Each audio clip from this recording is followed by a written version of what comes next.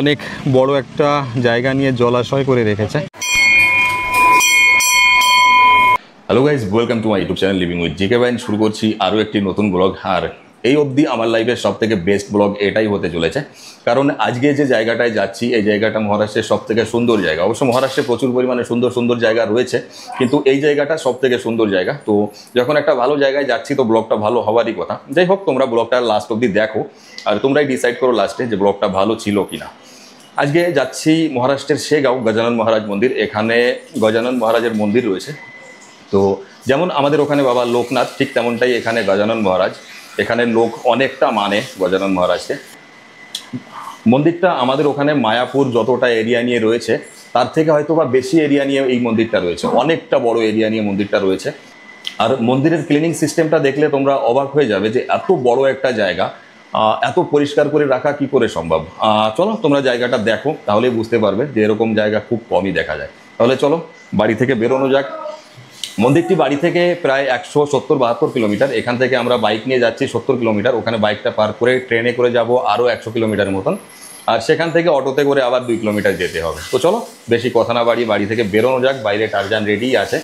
এই যে রেডি হয়ে গেছে সম্রাট বাইন, পুরো ড্যাশিং লোকে। চলো আমরা 3 জন মিলে বেরোচ্ছি বাড়ি থেকে। আর আজকে রিটার্ন আসবো না, যার কারণে বাইক নিয়ে যাচ্ছি। আর এই যে সম্রাট বাবু বাইরে ব্লক করছে। এখানে টারজান রেডি আছে, একে নিয়ে 70 কিলোমিটার যেতে হবে। এখন টাইম 8:32 আর বাড়ি থেকে বেরোচ্ছি এখন।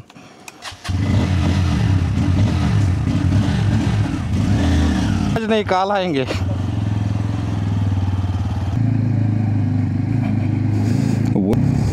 এই যে মহিলাদের দেখতে পাচ্ছ, এরা এখন কাজে বেরোচ্ছে, এখন কাজে যাচ্ছে। আর দুপুর অবধি রিটার্ন আসবে 1:30-2 নাগাদ।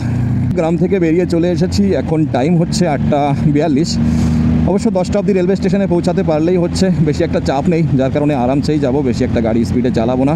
অবশ্য আমার ছেলেটা পিছনে বসে থাকলে অটোমেটিক গাড়ির স্পিডটা কম হয়ে যায় আমার। আর যখন আমি সিঙ্গেল থাকি, একেলা থাকি, তখন গাড়ি স্পিডে চালাতেই আমি পছন্দ করি। যাই হোক, তো এখন আমাদের ট্রেনটা হচ্ছে 10:45-এ। তো 10টা অবধিও যদি আমি রেলওয়ে স্টেশনে পৌঁছে যাই তাও অনেকটা টাইম আমরা পাচ্ছি, তো কোনো চাপ নেই। সকালবেলা কালকে বৃষ্টি হয়েছে, রাস্তাটা দেখছো এখনও ভেজা রয়েছে। আর এখন রোদ্দুর বেরোচ্ছে। বাড়ি থেকে 25 কিলোমিটার চলে এসেছি। আর এখন টাইম হয়ে গেছে 9টা, আর গাড়িতে দেখাচ্ছে 9:02। তো যাই হোক, রেলওয়ে স্টেশনে পৌঁছাতে আরও 45 কিলোমিটার রয়ে গেছে। তো আমি 10টা অবধি আরামসে চলে যেতে পারবো, বেশি একটা স্পিডে যাব না। অবশ্য চাইলেই একটা 4 হুইলার রিজার্ভ করে নিয়ে যেতে পারতাম, কিন্তু আজকের রাতটা যেহেতু আমরা ওখানে থাকছি, যার কারণে 4 হুইলারটা নিয়ে যাওয়া হচ্ছে না। আর বাইকটা নিয়ে যাওয়ারও একটা প্ল্যান করেছিলাম, কিন্তু 170-75 কিলোমিটার ছেলেটাকে নিয়ে বাইকে যাব, সেটা আমি বেশি একটা সেফ মনে করিনি, যার কারণে এখন ট্রেনে করে যাচ্ছি। অবশ্য আমরা ট্রেনে করে বছরে একবার বাড়িতে যাই, অনেকটা লম্বা জার্নি থাকে, কিন্তু এবছর বাড়িতে যাওয়াটা হলো না। তারপরও আমরা 1.5 ঘন্টার একটা ট্রেন জার্নি করছি। হ্যালো, অমরাবতী পৌঁছে গেছি। আর যে রুটটা দিয়ে দিনের বেলা গাড়ি চালানো যায় না, এখন দেখো সকালবেলা সেই রুটটাই কত ফাঁকা। হ্যালো, বাডনেরা পৌঁছে গেছি, সামনেই রেলওয়ে স্টেশন। সবথেকে প্রথম কাজ টারজানকে পার্ক করা, তারপর রেলওয়ে স্টেশনের ভিতরে এন্ট্রি করা। অবশ্য একটা গ্যারেজ রয়েছে, তো গ্যারেজে আগে টারজানকে পার্ক করব, তারপর ভিতরে যাব।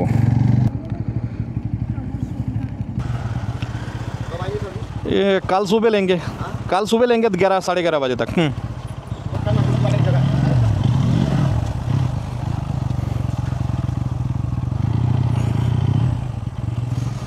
চলো, এখানে পার্কিং করতে বললো, করে দিয়েছি।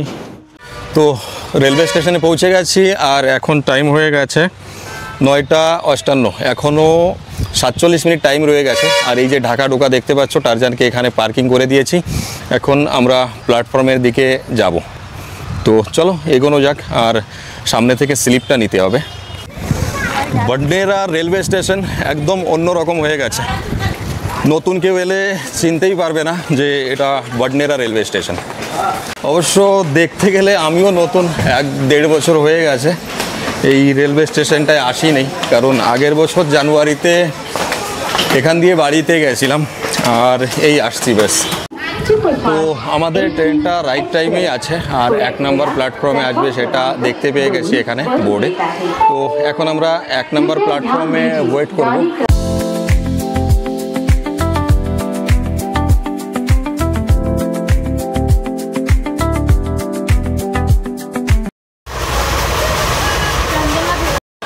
চলো, এখন টাইম হয়ে গেছে 12টা 38। এইমাত্র ট্রেন থেকে নামলাম, আর ট্রেনটাও বেশিক্ষণ দাঁড়ায়নি, 2 থেকে 2.5 মিনিট দাঁড়িয়েছে। এখন চলে যাচ্ছে আহমেদাবাদ। তো সেগাঁও নেমে গেছি, এখন বাইরে যাব আর অটো ধরে চলে যাব মন্দিরে। তো এখন আমরা অটোতে করে মন্দিরের দিকে যাচ্ছি। মন্দিরের কাছাকাছি যে ভক্তনিবাসটা আছে ওখানেই থাকার ইচ্ছা, যদি রুম পাই। তো অটোটাকে দাঁড় করিয়ে রেখেছি, এখন আমরা দেখতে যাচ্ছি যে এখানকার ভক্তনিবাসে রুম আছে কি না। যদি এখানকার ভক্তনিবাসে রুমটা না থাকে তাহলে আবার অন্য সাইডে যেতে হবে। তো এই বিল্ডিংয়েই রুম বুকিংয়ের জায়গা রয়েছে, 5 নম্বর বললো, তো 5 নম্বরে গিয়ে দেখতে বললো। এখানে ইনকোয়ারি করে নিলাম, এখানে রুম আছে, তবে ওয়েটিং করতে হবে। কত সময় ওয়েটিং করা লাগবে সেটা বলতে পারবে না, কিন্তু ওয়েট করলে রুম দিতে পারবে। এখন আনন্দ বিহার যাব, ওখানে রুম বেশি আছে বললো, কিন্তু ওখানেও খালি নেই, ওয়েট করতে হবে। তো আমরা বাড়ি থেকে চলে এসেছি, একটাও আই কার্ড আনিনি। এখানে এসে ডিজি লকার থেকে এগুলো জেরক্স করেছি, জানি না এখানে চলবে কি চলবে না।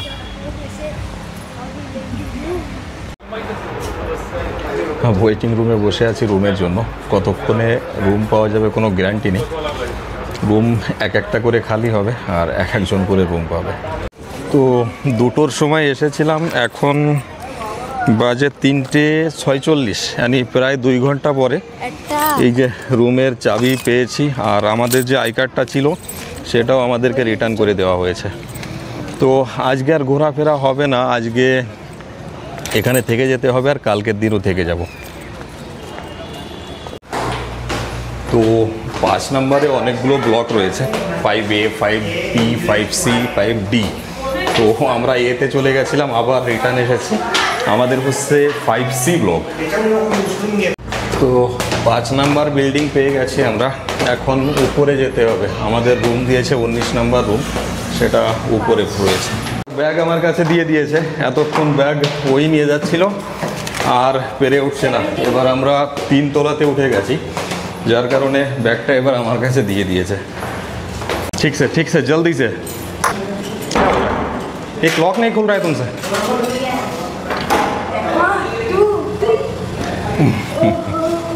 चलो, आखिर में रूम मिल गया। और वाह, ये 3 बेड, इधर सोफा लगा है, পুরো রুমে ডাক্টিং করা রয়েছে। বাহ, आते ही सो गया बे। चलो, इधर बाथरूम है, ये भी अच्छा है। সব থেকে টপ ফ্লোরে রুম দিয়েছে আমাদের, এই অবধি হেঁটে আসাই মুশকিল। তো রুমে এসে ফ্রেশ হয়ে গেছি, এখন যাচ্ছি খাবার খেতে। তো চলো খাবার খেয়ে আসি, দিন ভরে খাবার টাবার খাওয়া হয়নি, রুমের জন্য অনেকক্ষণ ওয়েট করতে হয়েছে।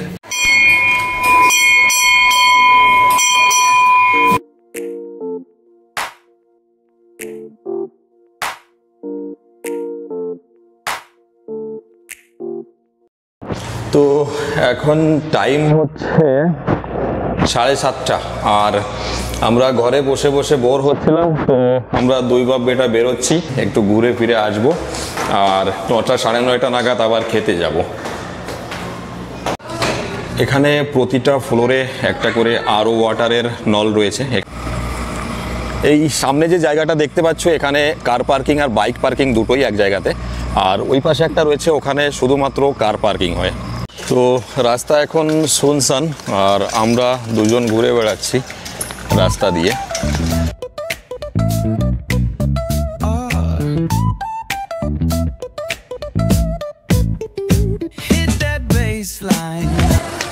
দুপুরবেলা 1টার দিকে এখানে পৌঁছে গেছি আমরা, কিন্তু এখনও অবধি আমি এত গাছপালা থাকা সত্ত্বেও একটা পাতা রাস্তাতে দেখতে পাইনি। তাহলে বুঝে নাও এখানকার ক্লিনিং সিস্টেমটা কেমন। আমরা রাতের খাবার খেতে এসে গেছি, এটা হচ্ছে রাতের বেলার মেনু, আর এটা হচ্ছে মহাপ্রসাদ। অল্পই আছে, একবারে যেটা এনেছি এটাতেই আমাদের হয়ে যাচ্ছে।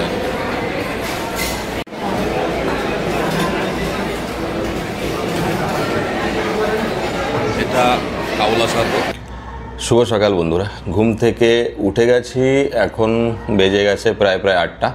অবশ্য 7টার সময় যেতে চেয়েছিলাম কচুরি খেতে, কিন্তু 8টা বেজে গেছে। কালকে অনেক লেটে ঘুমিয়েছিলাম, এইটা জলদি ঘুমিয়ে গেছিলো, কিন্তু আমার ঘুমোতে প্রায় 11:30 12টা বেজে গেছিলো, যার কারণে উঠতে লেট হয়ে গেছে। চলো বাইরের দিকে যাই আর বাইরের মহলটা তোমাদেরকে দেখাই। আচ্ছা, এখানে এই ছোট ছোট কুলারগুলো লাগানো রয়েছে। এটা অবশ্য একটা কুলার থেকে দুটো রুমে কানেকশন করা রয়েছে। এটা এসিরও বাপ, এটাকে বলা হয় ডাক্টিং। কুলার দিয়ে ডাক্টিং করা হয়, কিন্তু এটা এসির থেকেও বেশি কাজ করে আর লাইট বিলটা অনেক কম আসে। যেটা বলছিলাম, ছাদের উপরে রয়েছে ছোট ছোট কুলার, যেটা দুটো রুমের জন্য যথেষ্ট। আর নিচেতে রয়েছে অনেক বড় বড় কুলার, যে কুলারগুলো হয়তো 5 থেকে 7টা রুমের জন্য। তোমাদের বাইরের, মানে আমাদের রুমের বাইরের ভিউটা দেখাই। क्या बोल रहे हैं? এটা হচ্ছে রুমের বাইরের ভিউ। আমরা হয়তো 4th ফ্লোরে আছি, সব থেকে টপ ফ্লোর এটা। আচ্ছা, এই যে ভিড়টা দেখতে পাচ্ছ, এটা হচ্ছে সকালবেলা নাস্তা করার ভিড়। এখন এখানে নাস্তায় অনেক কিছু আইটেম রয়েছে, তার জন্য এখানে লাইন পড়েছে। সকালবেলা সবাই নাস্তা বেগারা করবে। আমরা অবশ্য এখানে নাস্তা করছি না, আমরা এখন যাচ্ছি শেগাঁওয়ের যে প্রথম কচুরি সেন্টারটা ছিল সেখানে কচুরি খেতে। আজকে সকালের নাস্তা হবে আমাদের কচুরি, শেগাঁও কচুরি, যেটা এখানকার ফেমাস। আর যে দোকানটায় যাচ্ছি এটা শেগাঁওয়ের সব থেকে প্রথম দোকান, আর ইনি প্রথম এখানে কচুরির বিজনেসটা শুরু করেছিল। আচ্ছা, এই যে বাসটা দেখতে পাচ্ছ, এটা মন্দিরের ফ্রি বাস সেবা। আর এখানেও একটা সিস্টেম আছে মহারাষ্ট্রে, এটা আমি আগে পরে কখনো দেখিনি, যে লাইন দিয়ে সবাই বাসে উঠছে। এই যে লোকগুলো দেখতে পাচ্ছ, এনাদের কোনো রাত দিন নেই, এরা সব সময় সার্ভিস দিয়ে যাচ্ছে। আর এনারাও ভালো ভালো ঘরের লোকজন। এখানে এই সার্ভিস দিতে হলেও 2 থেকে 3 মাস আগে অন্তত অ্যাপ্লিকেশান দিতে হয়। আর যখন অ্যাপ্লিকেশানটা অ্যাপ্রুভ হবে তখন তুমি এখানে সার্ভিস দিতে পারো। তো অ্যাটোতে বসে পড়েছি, যাওয়া আসা দুটোই বুক করে নিয়েছি। ওখানে যাব, আবার কচুরি খেয়ে আবার রিটার্নও চলে আসবো।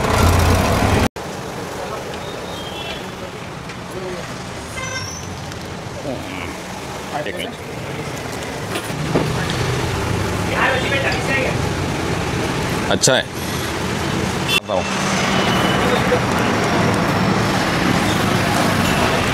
ওহো, একদম গরম, হাত পুড়ে যাচ্ছে, এত গরম এইমাত্র। আচ্ছা, এক সাইডে এটা ফ্রাই করছে আর অন্য সাইডে বিক্রি করছে।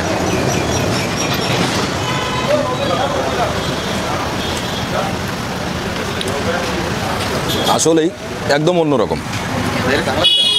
বাইরে যে কচুরিটা খাই তার থেকে অনেকটা বেশি ক্রাঞ্চি। বাইরেটা যতটা ক্রাঞ্চি, ভিতরটা ততটাই সফট। আর এই ঝালের যে চাটনিটা দিয়ে নিয়েছি, এটা সেলফ সার্ভিস, কচুরিটা ওরাই দিয়ে দেবে, কিন্তু চাটনিগুলো তোমরা নিয়ে নিতে পারবে। তো এখন আমরা রুম থেকে বেরিয়ে পড়েছি, স্নান টান করে একদম ফ্রেশ হয়ে মন্দিরে যাচ্ছি। মন্দিরে গিয়ে এখন দর্শন করব, তার চলে যাব আনন্দ সাগর। মিনিমাম 3টে-4টে নাগাদ আবার রুমে ফিরবো। অনেকটা লম্বা টাইম আমরা রুম, অনেকটা বড় এরিয়া নিয়ে চপ্পল রাখার জায়গা রয়েছে। তো যেদিকেই ক্যামেরা ঘোরাচ্ছি সব চপ্পল রাখার জায়গা। এখানে হাজারো লোকের চপ্পল রাখতে হয়, যার কারণে এত বড় একটা ইন্তজাম করা হয়েছে। তো চপ্পল রেখে দিয়েছি, এখন মন্দিরের ভিতরে এন্ট্রি করছি। অবশ্য দেখতে পাচ্ছ কিনা জানি না, ওখানে একটা লাইটিং বোর্ডে লেখা রয়েছে যে আছে সমাধি দর্শনা করে। এইদিকে মহারাজের সমাধি রয়েছে, তো ওই সমাধিটা দর্শন করার জন্য এদিকটা দিয়ে যেতে হবে। আর এখানে রয়েছে মেন মন্দিরটা, আমি জুমটা কম করি। হ্যাঁ, এটা হচ্ছে মেন মন্দির আর এটা হচ্ছে সমাধিস্থল। অনেকটা উঁচুতে চড়তে হলো সিঁড়ি দিয়ে, এখানে সিঁড়ি করা রয়েছে। তো অনেকটা উঁচুতে চড়ে এসেছি, আর সামনেও আমি অনেক লম্বা একটা লাইন দেখতে পাচ্ছি। এখন মেন লাইনটা পেয়ে গেছি, এখান দিয়ে গিয়ে ওখানে এন্ট্রি করতে পারলেই মেন লাইন। এখানে একটা গ্লাস পার্টিশন রয়েছে, এটা যখন আমরা ভিতরে যাব তখনই মেন লাইনটা আসছে। একটা ব্যারিকেড দিয়ে রেখেছে মাঝখানে, জানি না এপাশ থেকে ও পাশে কখন যেতে পারবো। এখনও আমরা লম্বা যাচ্ছি, যেদিকে যাচ্ছি আবার পিছন দিকে ব্যাক আসতে হবে। এই যে ব্যারিকেডটা রয়েছে, লোকের লাইন রয়েছে, আমাদেরকেও ওখানে লাইন দিতে হবে। তো কত সামনে গিয়ে যে লাইনটা দিতে হবে সেটা বুঝতে পারছি না। শুধু লাইনটা দেখো, কোনো শেষ নেই। মিনিমাম 3-4 কিলোমিটার চলে এসেছি, কিন্তু এখনও লাইনের কোনো এন্ডিং পাইনি। ফাইনালি ওই পাশটা থেকে এই পাশে আসতে পেরেছি। এবার সামনে এগোলেই দর্শন পেয়ে যাবো আমরা। আমি এবার মন্দিরের লাইনে ঢুকে গেছি। এখানে বসার জায়গা করে দেওয়া হয়েছে, এখান দিয়ে যাওয়ার সময় যদি কোনো সমস্যা হয়, কষ্ট হয়, তো সেখানে এখানে বসতে পারবে। তো আমারই এনার্জিটা শেষ হয়ে যাচ্ছে ধীরে ধীরে। একটু দাঁড়াও, একটু চলো। আর রাতের বেলা মন্দিরের কাছে খেয়েছিলাম, যার জন্য এখন ঘুম আসছে। তো ভিতরে এন্ট্রি হয়ে গেছে, দেখতে পাচ্ছ। এখান থেকে 10-15 মিনিটে আমাদের দর্শন করা হয়ে যাবে। এই অবধি আসতে 1 থেকে 1.5 ঘন্টা টাইম লেগে গেছে আমাদের।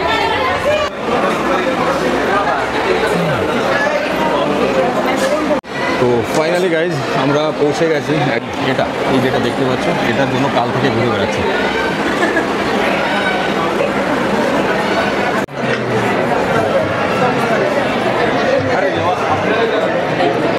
চলো, ফাইনালি দর্শন করে নিয়েছি। এখানে অবশ্য ভিডিও অ্যালাউ নেই, মোবাইলটা উঠালেই নামিয়ে দিতে হচ্ছে।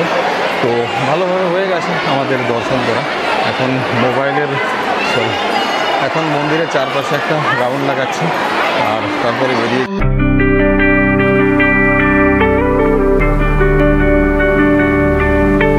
রাস্তার উপর দিয়ে দোকান লাগিয়েছে, আর রোড পুরো ব্লক হয়ে গেছে, হাঁটা যাচ্ছে না এখান দিয়ে। শরীরের পুরো এনার্জি খতম, আর এখন পৌঁছে গেছি আনন্দ সাগর। এখানে আগে এন্ট্রি করতে টিকিট লাগতো, কিন্তু এখন আর টিকিট লাগছে না, এমনিতেই এন্ট্রি হচ্ছে। কারণ এখন ভিতরে তেমন একটা কিছু নেই, যার কারণে এন্ট্রি ফিসটা বন্ধ হয়ে গেছে। এটা হচ্ছে আনন্দ সাগরের এন্ট্রি গেট।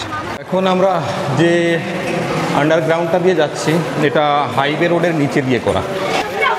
এখানে আমাদের ভারতবর্ষের যে নানান রকমের যে বড় বড় মহারাজ রয়েছে, তাদের মূর্তি রয়েছে এখানে। আর সবার নাম এখানে লেখা রয়েছে, নাম প্লাস অ্যাড্রেস। সন্ত জলারাম বাপ্পা, গুজরাট। সন্ত মীরাবাই, রাজস্থান। তিরুবল্লাবর, তামিলনাড়ু। আর এখানে রয়েছেন সন্ত দাদাজি ধুনিয়েওয়ালে, মধ্যপ্রদেশ। এখানে রয়েছেন সন্ত ভীমাবাই, উড়িষ্যা। এখানে রয়েছে বিষ্ণু তীর্থ, হরিয়ানা। এখানে রয়েছে শ্রী আধ্যা শঙ্কর আচার্য, কেরল। মানিক প্রভু মহারাজ, কর্ণাটক। আমাদের বাংলার কি কেউ এখানে নেই? স্বামী বিবেকানন্দ বেগারা কারোর কি কিছু এখানে নেই? শ্রী তাজউদ্দিন বাবা, মহারাষ্ট্র। সন্ত গোরখনাথ,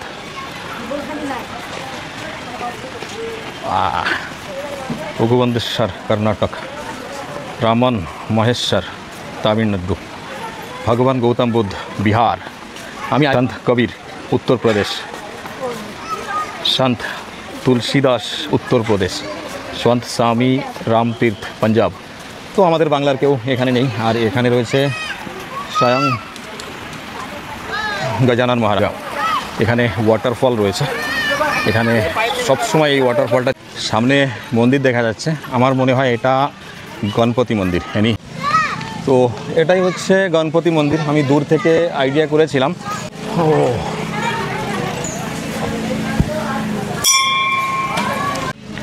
অনেক বড় একটা জায়গা নিয়ে জলাশয় করে রেখেছে, আর ওই মাঝখানে ওই জায়গাটায় যাওয়ার জন্য এই সাইড দিয়ে রাস্তা দিয়েছে। কিন্তু এখন সব জায়গায় এরকম ব্যারিকেড লাগিয়ে দিয়েছে, যাতে করে কেউ ওই জায়গাটায় না যেতে পারে। অবশ্য ইচ্ছা করলে যেতেই পারতাম, কিন্তু আমি এখন যেতে চাইছি না। রোদ্দুর দেখতেই পাচ্ছ, বোধহয় প্রচুর পরিমাণে রোদ্দুর পড়েছে। আর এক চাঙ্গা ছেলে পেলে আমরা থাকলে হয়তো বা চলেও যেতাম, কিন্তু সঙ্গে এরা রয়েছে, তো যার জন্য আর যাচ্ছি না। আমাদের রাতের খাবারটা কমপ্লিট হয়ে গেছে, আর এটাই এখানের লাস্ট খাবার ছিল, কারণ কালকে সকাল 5টা অবধি আমরা এখান থেকে বেরিয়ে। গুড মর্নিং গাইজ, এখন বাজে 4:07, আর এখন হয়ে গেছে টাইম হোটেল রুমকে বিদায় জানাবার পালা। তো বেরোচ্ছি এখন এখান থেকে। 5টার সময় ট্রেন আছে, এখন রেলওয়ে স্টেশনে যেতে হবে।